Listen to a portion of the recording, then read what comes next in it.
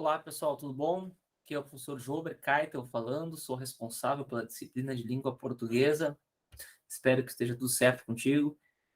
Aqui tu vai ter uma preparação correta, uma preparação pontual para o teu concurso da Guarda Civil Municipal. Bom, primeiro momento, né? Primeira aula nossa hoje. Logo coloco os slides, logo coloco o material que já está disponível também na plataforma para vocês, né? Bom, esse material que eu trabalho aqui com vocês é um material padrão, né? Talvez quando existir algum material complementar, ele vai vir diferente desse aqui, né? Talvez mais simples, ou talvez até mais complexo, tá? Esse é padrão, a gente vai seguir sempre nessa sequência aqui. Outra coisa, né? As nossas aulas, elas são bem didáticas, elas são bem pontuais. Nós sempre trabalhamos com a linguagem da banca, né? Então, o teu concurso, ele tem uma banca, para ti que não sabe, ele tem uma banca, e essa banca, ela tem uma linguagem. O que quer dizer isso? Por exemplo, tá? Vou fazer um exemplo, uma analogia, tá? Que é uma comparação bem grosseira, para que fique bem tranquilo e bem compreensível já desde o início. Não sei se esse é o teu primeiro concurso, já tem uma caminhada, né? O que eu digo sempre? É necessário que tu entendas. Caso tu já tenha uma caminhada, tu vai somar ao teu conhecimento. Caso tu não tenha uma caminhada, tu vai aprender muita coisa, tá? Então, serve tanto para quem está numa caminhada já mais antiga, né? Para quem está começando agora, tá? Serve para ambos, né? Para ambos. Ok? Tranquilo? Vamos lá. Então, dentro da língua portuguesa, nós temos alguns aspectos. Quando nós estudamos, isso é importantíssimo, né? É uma pena que a escola não deixe isso claro, às vezes, para o aluno. Tem a morfologia, que nós vamos estudar agora inicialmente, a gente vai aos poucos, não tão poucos assim, tá? Porque a gente não vai estudar tão profundamente o conteúdo, mas não tão superficialmente também. A gente vai ficar no meio termo, a gente vai fazer o seguinte, a gente vai estudar o suficiente para que tu possas acertar questões no teu concurso, né? Se for 10, 20, não sei, tá? Os padrões são esses, 10, 20 questões de português em guardas municipais, né? Então, seguinte, nós temos que entender que inicialmente nós devemos começar pela morfologia, ou seja, estudar as palavras isoladamente. Estrutura, né? Acentuação, também a questão fonética, fonologia, que é uma das partes também. Também podemos tangenciar é trabalhar meio que de forma superficial, assim, um pouco, a questão semântica, né? Que depois a gente vai abordar mais para frente também, que é a questão do significado das palavras, para depois poder chegar à análise sintática, ou a sintaxe, tá? Se escreve com X e se fala, se pronuncia com som de S. Eu escrevo sintá, né? X, E. No entanto, eu falo sintaxe. Essa é a pronúncia correta, tá? Muitas vezes eu vou estar mencionando coisas, assim, não aleatórias, mas que fazem referência a conteúdos anteriores, né? Claro, posteriormente, mas também vou fazer citações a estudos posteriores, alguns detalhes, assim. Por que isso, tá? É uma maneira que eu tenho de abordar determinados conteúdos de português, tá? Essa é a minha didática, essa é a minha organização. Sou bastante didático no sentido de que vocês vão trabalhar de forma gradativa, ou seja, aos poucos, o que é necessário para chegar à resposta correta. Lembre, vocês estão estudando para um concurso e a ideia é de vocês acertar questões. Vocês não estão aqui, nesse momento, para ser professor dessa maneira, embora ensinar alguma coisa seja de grande proveito para a aprendizagem. Uma das maneiras que a gente mais... Claro, se você estiver fazendo alguma mentoria, o mentor vai dizer assim, olha, tenta ensinar esse conteúdo, grave um vídeo. Vai ser a forma que tu mais vai absorver aquele conteúdo, né? Mas é bem provável, caso tenha nos procurado já, que o edital está aí, né? Tu já tem um tempo talvez curto, né, para poder chegar à questão correta. E é isso que nós vamos fazer aqui, tá? Então, inicialmente, começamos com a aula de regras de acentuação, tá? Então, eu vou tecendo alguns comentários, ou seja, costurando alguns detalhes. Essa aula fica um pouco mais teórica no início e depois a gente vai para a prática, tá? A gente vai abordar algumas questões também, tá? Então, vou compartilhar com vocês aqui a tela, tá? O material aqui. E só um instante.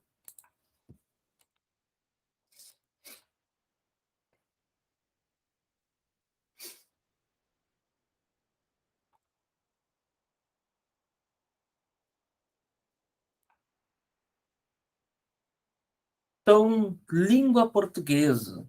Professor Jober Kaito. Nós temos outros endereços aqui, Instagram, meu, Supera, e também temos um WhatsApp, caso você tenha sugestões ou ainda queiram adquirir outros cursos, mentoria, nesse sentido assim, tá?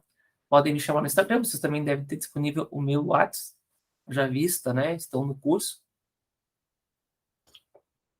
Então, aula 1, regras de acentuação gráfica, né?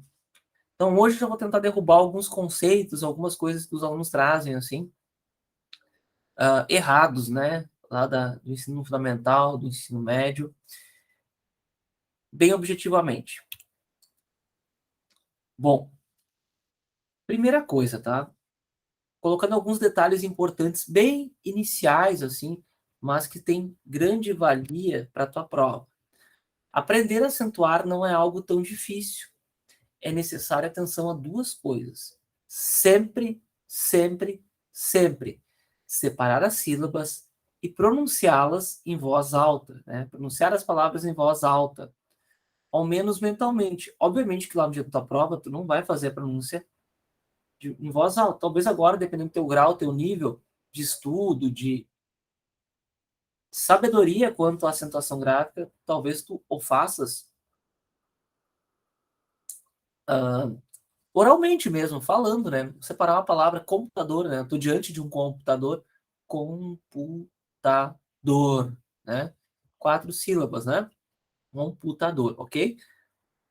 Mas, numa situação de prova, não deve fazer isso, só faz isso mentalmente, né? Você não pode ser desclassificado, tá? Então, dependendo do teu grau de dificuldade, usa todos os subterfúgios, todas as maneiras. Tu vai fazer uma prova de matemática, tu vai usar cálculo por cálculo. Talvez tu não saiba a fórmula, mas tu acha um outro jeito de chegar até lá. Então, eu digo mesmo para vocês no português: sejam minuciosos. Isto é, vão aos poucos, utilize o tempo da prova, tá? Já estou até passando o conteúdo de português para dar uma mentoria. Utilize o tempo da prova para pensar melhor, para questionar melhor, para interpretar e talvez lembrar de conteúdos que vocês estudaram. E certamente, se assistiram essas aulas, vocês estudaram aquele conteúdo. Bom, a gente parte de algumas premissas. O que são premissas? São bases para que nós possamos entender o conteúdo, né? Então, a acentuação gráfica é um conteúdo que ele vai entrar misturado muitas vezes com outros conteúdos em questões, né? Então, a gente parte da premissa básica. Sílaba tônica é a sílaba mais forte de uma palavra. Não necessariamente ela possui um acento. No entanto, toda palavra tem uma sílaba mais forte, ou seja, uma sílaba tônica. Já a sílaba átona é a sílaba mais fraca, ok? Então, nós temos uma sílaba mais forte, a tônica, e uma sílaba átona, uma sílaba mais fraca, tá? Aviso-lhes de antemão que nós temos as oxítonas, as paroxítonas e as proparoxítonas. Obviamente, tu já ouviste, né? Estes nomes, talvez não recorde as regras, mas, obviamente, já escutou isso em algum lugar, né? Se chegaste até aqui. Bom, vamos à questão da acentuação. Como é que são divididos, né? Como é que, por trás do português, tem uma lógica, né? Nós não vamos ficar entrando em pormenores, em detalhes dessa lógica, né? A gente precisa acertar a questão, tá? Mas algumas vezes eu vou mencionar alguns detalhes até para que tu possa entender melhor a minha aula, a minha forma de expressar o conteúdo para ti, tá? Bom, acentuação. Baseiam-se na constatação de que, em nossa língua, as palavras mais numerosas são as paroxítonas. Ah, professor, eu não sei o que é paroxítona. Vai ter no material, mas eu vou explicar. É quando nós temos a palavra, a tônica da palavra na penúltima sílaba, ok? Lembre que eu tenho que saber fazer a divisão silábica. Eu coloquei para vocês fazê-la mentalmente. A quantidade de sílabas que uma palavra tem é a quantidade de vogais que ela possui. Ah, professor, mas eu fiz aqui uma divisão e não deu certo, tá? A gente vai ter também, iremos ter também nas aulas de fonologia, fonema, e grafia, detalhes assim, uma aula que nem essa, assim, que é só para esse conteúdo, alguns detalhes sobre as vogais e semivogais, tá? Mas eu aviso de antemão, tá? Faça o exercício mental, que ele é suficiente para que vocês acertem a questão, de fazer a divisão silábica mentalmente, tá? Ok? Bom, Baseando-se na constatação de que, em nossa língua, as palavras mais numerosas são as paroxítonas, seguidas pelas oxítonas. A maioria das paroxítonas, ou seja, as palavras com sílaba tônica na penúltima sílaba, terminam em A, E e O, e EM, seguidas ou não de S. Tá? Essas paroxítonas, por serem maioria, não são acentuadas graficamente. Já as proparoxítonas, por serem pouco numerosas, são sempre acentuadas. Ah, professor, agora não entendi. Proparoxítonas é quando nós temos na antepenúltima sílaba, ou seja, a tônica está na antepenúltima sílaba, todas são acentuadas. Vou deixar um exemplo bem claro aqui. A palavra paralelepípedo. Pi tem um acento agudo lá no i, né? Como é que eu sei que é um acento agudo? Porque eu não coloco circunflexo no i, ok? Por que não é um tio? Porque tio nem é acento. Tio é um sinal anasalador. Erroneamente as pessoas chamam tio de acento, tá? E nós temos sim um agudo e um tio, ok? Como acento. O agudo não, aliás, um agudo e um circunflexo. O circunflexo não vai no i, ok? Normalmente as pessoas sabem disso, tá? Então vai ter lá paralelepípedo, uma proparoxítona. Por que paralelepípedo é acentuado? Porque todas as palavras proparoxítonas são acentuadas. Bom, olha só o que eu disse para vocês ali. Proparoxítonas, sílaba tônica, antepenúltimo. Então a sílaba tônica vai estar na antepenúltima. As proparoxítonas são todas acentuadas graficamente, tá? Ou seja, vai ter um acento lá, vai ter um agudo ou ainda vai ter um circunflexo, né? Chapeuzinho, tá? Alguns exemplos. Eu dei o exemplo paralelepípedo antes, agora eu trago outros para vocês. Exemplos: trágico, patético, árvore. Bom, agora nós já sabemos que nós temos as proparoxítonas, que são acentuadas na antepenúltima por serem proparoxítonas, ok? Essa regra eu tenho que lembrar, ok? E daí nós vamos estudar as paroxítonas, né?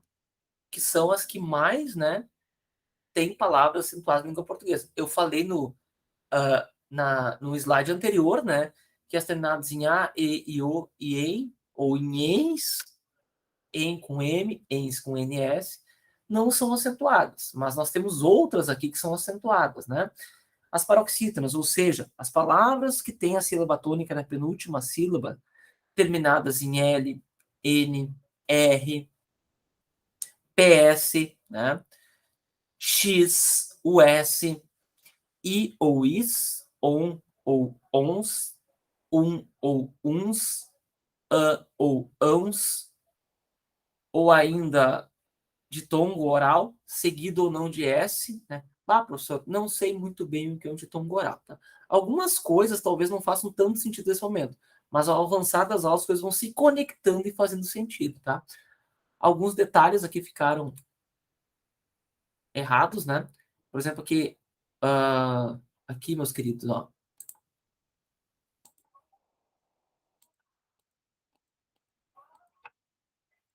No PS, tá? Ficou OS, mas na verdade é PS, tá? E aqui também, né? On e 11, não nos, tá? Ok? Aqui, ó. Aqui seria, né? Um PS e aqui seria um OS, tá? Tá? Deixa eu ver aqui, deixa eu botar aqui para vocês. Aqui, ó, aqui seria um PS, né? E aqui seria um ONS, né?